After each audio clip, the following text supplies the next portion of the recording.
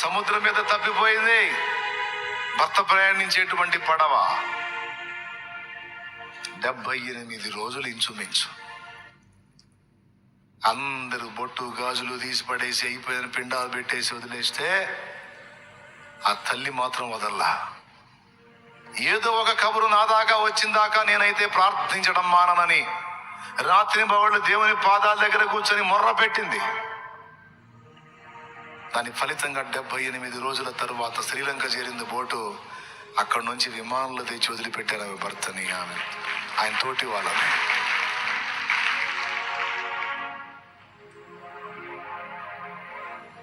మొండోళ్ళు, మొండి పట్టు. తెలుసు దీని సంగతి నాకు తెలియదని పట్టు. ఇప్పుడంతా పై పైన అంత చిటికలు అయిపోవాలి, సింపుల్గా అయిపోవాలి, రిస్క్ లేకుండా అయిపోవాలి.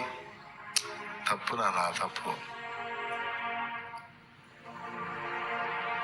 దేవుని పాదాలు ఆ విధంగా గోజాడాలి. 75 రోజులు సముద్రం మీద ఎట్ట బతుకుతాడండి ఒక మనిషి? ప్రార్థన విజయాలు చూడండి, చెప్పునే ఉన్నాయి. చూసుంటారు కదా మీరు ప్రార్థనా విజయాలు. ఎంతమందికి తెలుసు?